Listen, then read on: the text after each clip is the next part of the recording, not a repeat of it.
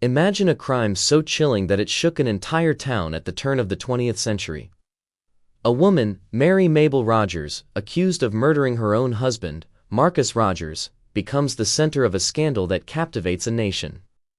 The trial, the secrets, and the shocking verdict would leave everyone questioning, how well can we truly know the person standing beside us? Tonight, we unravel the mysterious case of Mary Mabel Rogers, a story of love, betrayal, and a chilling justice that would haunt the headlines forever. Mary Mabel Rogers seemed like any ordinary woman living in a quiet 1900s neighborhood. To her friends and family, she was kind, charming, and devoted. Marcus Rogers, her husband, was a respected man, known for his hard work and honesty. But behind the facade of domestic bliss, there were whispers of tension, arguments, and a marriage strained by secrets neither dared speak aloud. Neighbors recalled the subtle arguments, the uneasy silences, the cold glances that sometimes lingered a little too long, signs that something darker may have been brewing beneath the surface.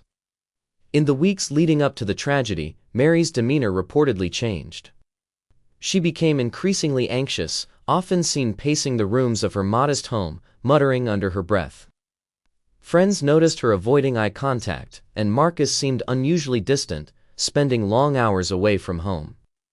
It was a perfect storm of mystery and unease, the type of tension that feels normal at first, but in hindsight, screams warning signs. Then, on a quiet evening in 1905, the calm shattered. Marcus Rogers was found dead under circumstances that would baffle investigators. At first glance, it appeared as though an accident or perhaps a sudden illness had struck, but the details didn't add up. A closer examination hinted at something far more sinister, a crime carefully orchestrated, one that would point suspicion directly at Mary Mabel Rogers herself. The discovery of Marcus Rogers' body sent shockwaves through the local community. He was found lifeless in his bedroom, with strange marks on his body suggesting a struggle. The authorities were immediately called, and what followed was a meticulous investigation designed to uncover the truth of what had happened that fateful night. The coroner's report hinted at foul play, but it was the small details, the broken vase, the disheveled furniture, the overturned chair, that painted a disturbing picture of a domestic crime. Mary's reaction to the tragedy only deepened the suspicions surrounding her. Some described her as composed, almost eerily calm, while others claimed to witness moments of visible distress that seemed to fluctuate unnaturally. Her account of the evening Marcus died was inconsistent, each retelling added sub-contradictions that drew the scrutiny of investigators. Every word, every gesture was analyzed under the harsh light of suspicion, and the once private tensions of her marriage now became a public spectacle. The townspeople, already captivated by whispers of scandal, began to take sides. Friends, neighbors, and even distant acquaintances speculated about the true nature of the Rogers relationship. The question on everyone's mind was simple but damning. Could Mary, the seemingly devoted wife, have committed the unthinkable act of murdering her own husband? The seeds of doubt were planted, and no one would ever look at her, or the case, the same way again. Detectives were determined to uncover every fragment of evidence, knowing the smallest clue could decide the fate of Mary Mabel Rogers. They interrogated neighbors, friends, and relatives, searching for inconsistencies in testimonies. Strange details began to surface, rumors of a lover, clandestine meetings, and unexplained absences. Mary's reputation began to unravel, revealing layers of tension and possible motive that no one had noticed before. Evidence became the battlefield on which the case would be won or lost. Investigators discovered letters, financial records, and strange correspondences that hinted at Mary's growing dissatisfaction with her marriage. Motives, once thought obscure, now appeared clearer: money, freedom, even revenge. Every tiny fragment of evidence was scrutinized, and the town became obsessed with the unfolding narrative, hungry for scandal and truth alike. Meanwhile, Mary's composure began to crack under the weight of suspicion. Late-night interrogations and relentless questioning revealed glimpses of fear, but also of defiance. She maintained her innocence publicly, yet behind closed doors, her anxiety was palpable. The investigation became not just a hunt for the truth, but a psychological torment, a game of patience and observation in which Mary was both the accused and the unwilling protagonist. The courtroom became the stage for one of the most sensational trials of the era. Mary Mabel Rogers, once a figure of domestic normality, was now the accused in a case that gripped the nation. Reporters crowded outside, eager for every detail. The townspeople followed the proceedings with bated breath, their opinions shifting with every piece of testimony.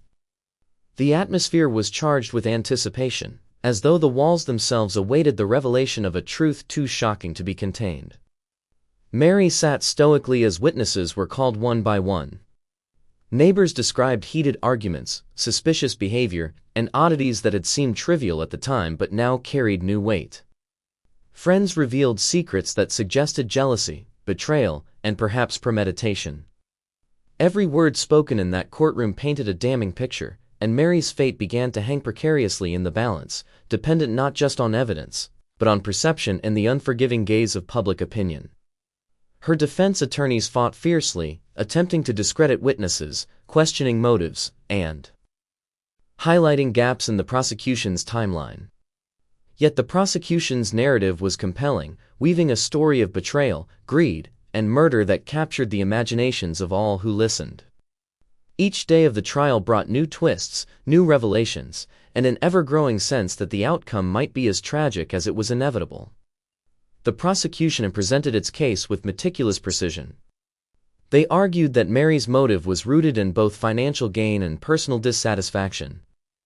Marcus Rogers had controlled the household finances, leaving Mary feeling trapped, frustrated, and powerless. Evidence was presented suggesting she had plotted the murder with cold calculation, meticulously preparing to ensure Marcus would never see the dawn of the next day. Letters and personal correspondences became key pieces of evidence, hinting at secret plans and hidden intentions. The prosecution painted Mary as a woman driven not by passion, but by a calculated desire to escape the confines of her marriage. Psychological profiles were introduced, suggesting a woman capable of both charm and cruelty, capable of concealing her darkest intentions behind a veneer of normalcy. Mary's own words, twisted and interpreted by the prosecution, painted a grim portrait of a household steeped in tension, fear, and unspoken resentment. Witnesses testified to arguments overheard and unusual behavior observed in the days leading to Marcus's death.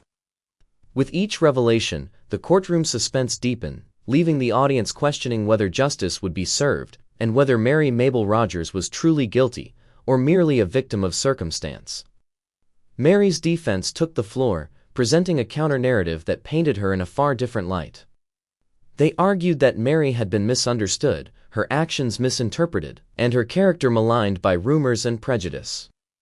Her attorneys highlighted inconsistencies in witness statements, challenged the credibility of evidence, and reminded the jury of the principle that one is innocent until proven guilty beyond a reasonable doubt. They emphasized Mary's humanity, her vulnerability, her fears, and the pressures of living in a society quick to judge women who defied traditional roles. The defense argued that Marcus's death could have been an unfortunate accident, one misinterpreted as murder through a combination of circumstantial evidence and public hysteria. Emotional testimonies painted Mary as a devoted wife, not a cold-blooded killer.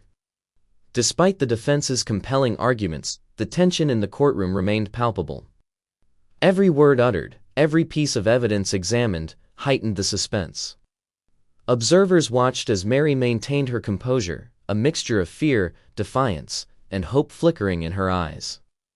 The stage was set for a verdict that would shock, disturb, and leave the nation forever questioning the thin line between innocence and guilt. After weeks of dramatic testimony, the jury withdrew to deliberate. Tension gripped the courtroom and the wider community, as speculation and rumors ran rampant. Would the jury side with the prosecution's narrative of premeditated murder, or heed the defense's plea for reasonable doubt? Every hour seemed to stretch into eternity, each passing minute heightening the suspense of an outcome that would alter Mary's life forever. As deliberations continued, the complexity of the case became evident. Jurors weighed conflicting testimonies, debated the validity of evidence, and grappled with the moral weight of deciding a woman's fate. The pressure of history, society, and conscience weighed heavily, transforming the jury room into a crucible of doubt, conviction, and moral conflict. Outside the courthouse, the public waited anxiously. Newspapers speculated wildly, neighbors whispered fervently, and the entire town seemed suspended in a moment of collective breath-holding. The suspense was suffocating, as everyone wondered whether Mary Mabel Rogers would be condemned or spared, and whether the truth would finally emerge, or remain forever obscured by the fog of human perception. Finally, the jury returned. Silence enveloped the courtroom, broken only by the echo of footsteps as the foreman delivered the verdict, guilty. Mary Mabel Rogers was sentenced to hang for the murder of Marcus Rogers. The room seemed to hold its breath as the sentence was read, the weight of history pressing down upon everyone present. The crowd outside reacted with shock, disbelief, and morbid fascination, knowing they had witnessed the conclusion of a case that would haunt their memories forever. Mary's reaction was a mixture of resignation, fear, and stoic courage. She faced the judgment with a strength that belied the turmoil raging within. Her lawyers promised to appeal, yet the grim certainty of justice, or what society defined as justice, loomed large. This verdict would define her life, mark her place in history, and spark debates that would continue long after her final moments.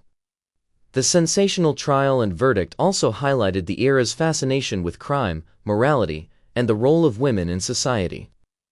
Mary became more than an individual accused of murder. She became a symbol, a story repeated in hushed tones, a cautionary tale blending love, betrayal, and the unforgiving machinery of justice. Mary's final days were spent in quiet reflection, isolation, and preparation. Prison walls became both her refuge and her tormentor, a place where she could contemplate her past, her choices, and the uncertain future. Letters, fleeting visits, and brief interactions with her attorneys provided small glimpses of the outside world, but they also reminded her of the life she had lost and the finality of her impending fate. During this period, Mary reportedly expressed remorse, fear, and a haunting acceptance. She was visited by clergy, friends, and family, each encounter a reminder of what had been, and what would never be again. The emotional intensity of these days was compounded by public fascination, as journalists and onlookers speculated on her mental state, her regrets, and the possibility of last-minute appeals. These final moments, filled with suspense, reflection, and anticipation, humanized Mary in a way the courtroom could not. She was no longer just an accused murderer. She was a woman confronting mortality, legacy, and the consequences of choices made in the shadows of secrecy, tension, and human emotion. On the day of execution, the tension was unbearable. Crowds gathered, and whispers spread like wildfire through the streets. Mary Mabel Rogers faced her fate with a mixture of courage and despair, a poignant reminder of the fragile balance between life and death, guilt and innocence. The executioner carried out the sentence, ending the life of a woman who had captivated a nation with her story. The aftermath of Mary's hanging was felt far beyond the prison walls. Newspapers dissected every moment, debated the fairness of the trial, and questioned society's role in shaping her destiny.